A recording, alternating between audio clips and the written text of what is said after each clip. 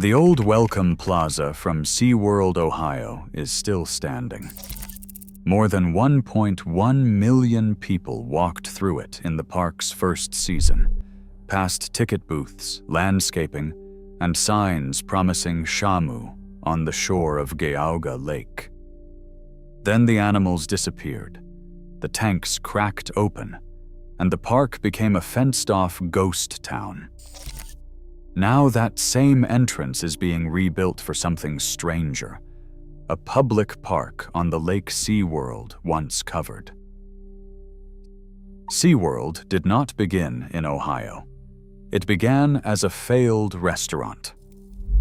In 1964, 4 UCLA graduates, Milton Shedd, Ken Norris, David Demet, and George Millet, set out to build an underwater dining experience in San Diego. When the concept proved structurally and financially unfeasible, they scrapped it entirely and built a marine park instead.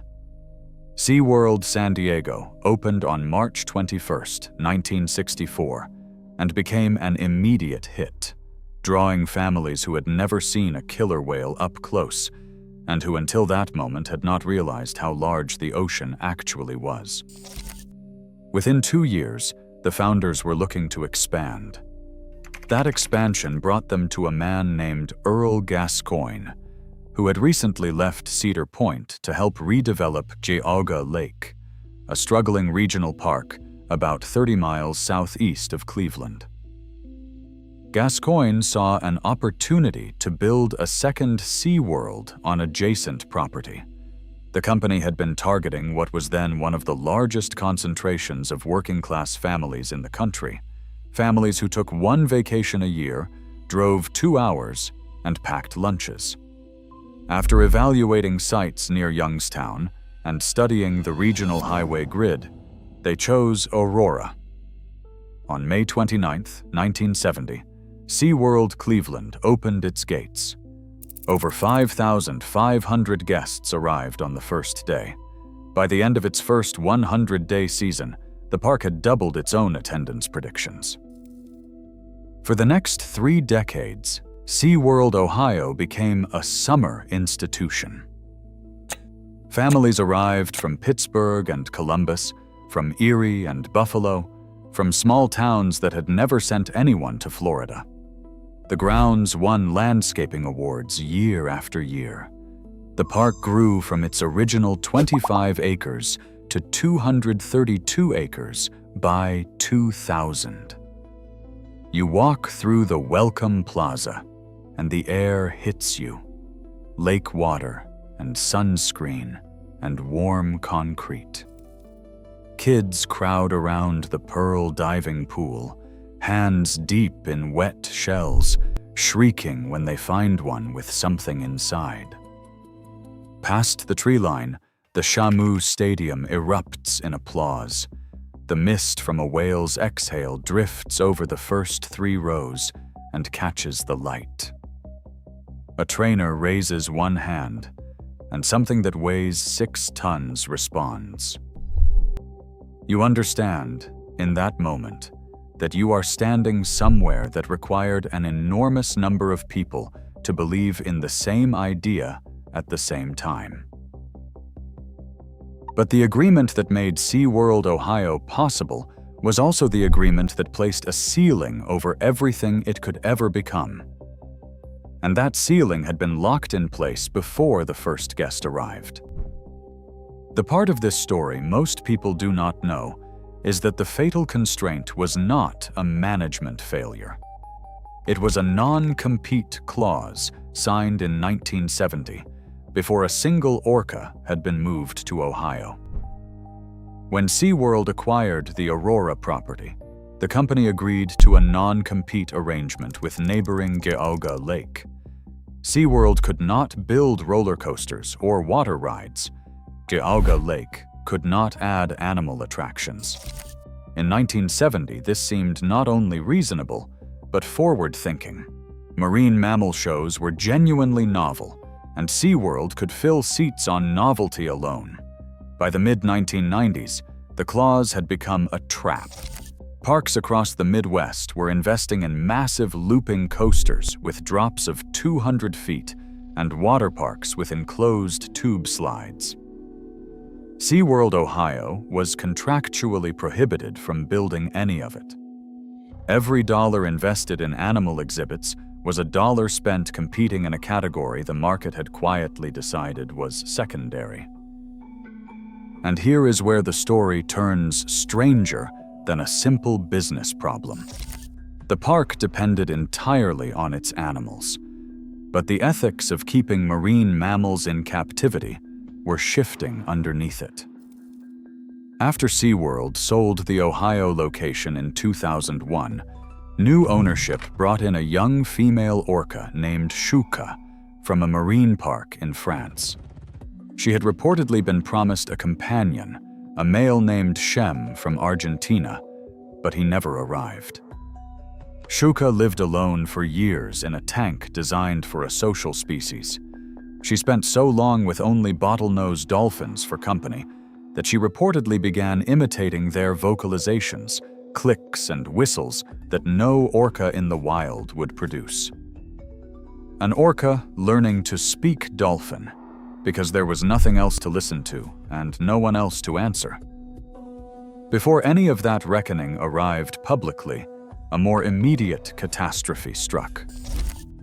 On August 17, 1996, during a Baywatch-themed water ski show before a capacity crowd of roughly 4,000 people, an 18-foot inboard motorboat lost steering and careened into the grandstands. 23 spectators were injured. 4 were listed in critical condition. SeaWorld canceled water ski shows at all 4 of its parks nationwide, pulling one of its signature entertainment offerings from the schedule without a replacement ready to fill the gap. The park's final major investment was Mission Bermuda Triangle, a motion simulator that opened in 2000, narrated by Robert Stack, taking guests on a simulated submarine expedition before the discovery of the USS Cyclops, a Navy vessel that had actually vanished in 1918. Park documentation described it as possibly the largest single capital investment ever made at SeaWorld Ohio. It was technically impressive, narratively inventive, and designed by people who clearly still believed in what they were building. It was not enough. On October 29, 2000, SeaWorld Ohio closed as a marine park for the last time. In January 2001, Six Flags purchased the property for $110 million and merged it with neighboring Geauga Lake into a 750-acre property called Six Flags Worlds of Adventure. President Gary Story announced an ambitious 5-year plan, including submarine attractions, a simulated volcano, a rainforest experience, and a full monorail. Attendance reached 2.7 million visitors in 2001, but fell short of the 3 million needed to justify the purchase price. Not one of the announced attractions was ever built. The architectural renderings stopped appearing in company materials, and no one publicly acknowledged that the plans had been abandoned. By 2004, Six Flags was drowning in corporate debt.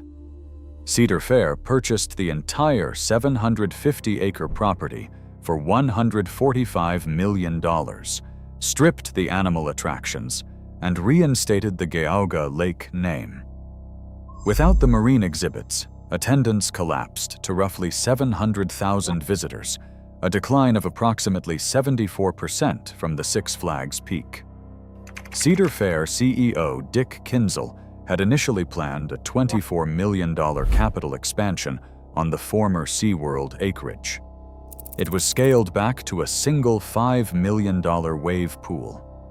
In September 2007, Cedar Fair closed the amusement park entirely, retaining only Wildwater Kingdom, a water park on 17 acres of the old SeaWorld site. That operation limped along for 9 more years. On September 5, 2016, Wildwater Kingdom closed for good. What remained was not a park. It was a perimeter around an absence. Former SeaWorld animal trainer Nico Maragos returned before demolition was fully underway and photographed what he found. A once beautiful marine life park had turned into ruins, he said. It was like walking through a ghost town of some of the greatest memories of his life. Stadiums built to hold thousands sat open to the Ohio weather, their seating corroded, their sight lines aimed at empty water. Tanks that had held marine mammals were drained and cracking. The Pearl diving pool, where children had reached into wet shells with both hands, was buried under dirt and debris. The landscaping that had won awards for 3 decades had become overgrowth. The orcas were gone. The stadiums were rubble. The Welcome Plaza still stood. The structure that had processed more than 1 million visitors in a single season now faced weeds and chain link. Contractors cleared the Wildwater Kingdom structures through 2017. Then the property sat vacant for years, subject to vandalism and trespassing, and it was referred to in municipal planning documents as a blighted parcel. That was a clinical way of saying it was ugly and getting worse, and that nobody knew what to do with 48 acres of cracked concrete on the shore of a lake. But the park was gone. One piece of it was not. In 2024, the city of Aurora finalized the purchase of the 53-acre lake and surrounding property for $5.3 million. On October 23, 2025, they broke ground on Aurora Park at Geauga Lake. The first phase covers roughly 15 acres.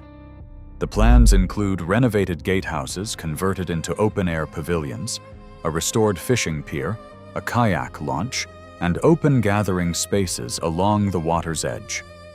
Several original SeaWorld structures, including the Welcome Plaza and the old Triquarium building, are being preserved and repurposed. Not as museum pieces, as functional parts of a public park that anyone can enter without a ticket. The Welcome Plaza is being reopened. Not to welcome visitors to a marine park built on top of a lake, but to welcome them to the lake itself. The one that was there 83 years before SeaWorld arrived, and that will be there long after every trace of the park is gone. A building that spent 3 decades greeting families at the entrance to something constructed on top of the water is now greeting them at the edge of the water itself. The lake is quiet. The gate stands open. If you remember visiting SeaWorld Ohio before it closed, leave the year in the comments. If you enjoy stories like this, subscribe.